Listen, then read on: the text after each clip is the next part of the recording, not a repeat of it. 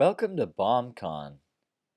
Today, I'd like to share some insights about the scriptures that I learned from Nephi. Near the beginning of the Book of Mormon, Nephi gives us some profound insights into the kind of work that must be done for the scriptures to be meaningful and beneficial to us. He says, "And I did read many things unto them which were written in the books of Moses, but that I might more fully persuade them to believe in the Lord their Redeemer, I did read unto them that which was written by the prophet Isaiah. For I did liken all scriptures unto us, that it might be for our profit and learning." Nephi understood that Isaiah was born in a specific culture, at a specific time and place, all of which were unfamiliar to his own people, and that Isaiah's words would be lost on them if he did not try to make more sense of them. In fact, all prophets are born in specific cultures, at specific times and places. Each of these cultures, times, and places are very different from one another. Each prophet discerns the signs of his or her own time and speaks or writes the words that are most important for his or her people to hear. The Book of Mormon teaches us that there are exceedingly many prophets among us, and that God will speak unto all nations of the earth, and they shall write it. Though the words of the prophets are targeted and specific to a certain culture, time, and place, they also contain transcendent truths if we have eyes to see and ears to hear. The difficulty is that as time goes by, people change, cultures change, and places change. Eventually, things change so drastically that we can hardly understand the original words. Or worse, we think we understand them when we don't. To understand the words of the prophets, we must become translators. But what does it mean to translate, especially to translate Scripture? A good translator doesn't focus on the literal, but on the deeper, more important meanings of the words. Only then can the translator capture the truths of the Spirit that transcend time and place. In a recent interview on the BYU Maxwell Institute's podcast, the well-known biblical scholar N.T. Wright spoke about this process of translating Scripture and why it is so important. Words change and shift. And so if we are to be accurate, each generation has to say, wait a minute, let's just be sure that we're not repeating the same old thing and it now means something slightly different as a result. So we have to change in order to go on being faithful. The prophet Joseph Smith gave us some examples of what a good translator does.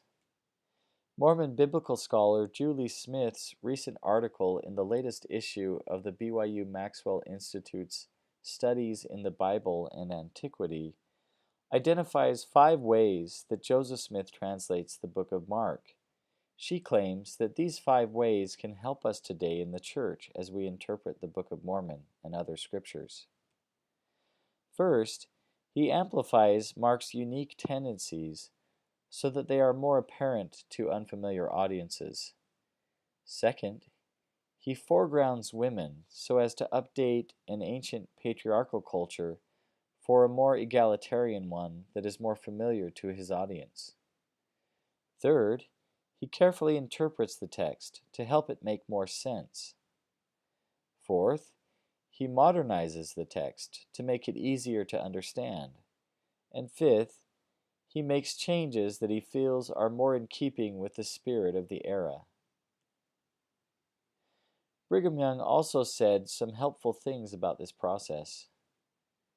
He said, "Should the Lord Almighty send an angel to rewrite the Bible, it would in many places be very different from what it now is, And I will even venture to say that if the Book of Mormon were now to be rewritten, in many instances it would materially differ from the present translation. According as people are willing to receive the things of God, so the heavens send forth their blessings. If the people are stiff-necked, the Lord can tell them but little. Grant Hardy, the author of Understanding the Book of Mormon, helps us to see that we have barely begun to scratch the surface of what is possible in our understanding of the Book of Mormon. He points out that while many Mormons and non-Mormons alike have sought in the book to find insights about history, either ancient Mesoamerican history or the culture and period that Joseph Smith lived in, or others have sought to use it as a tool for gaining a testimony and adopting a wholesome lifestyle. What all these approaches have in common, he says, is the urge to start with something outside the Book of Mormon and then selectively interpret things. My basic thesis is that the Book of Mormon is a much more interesting text, rewarding sustained critical attention than has generally been acknowledged by either Mormons or non-Mormons.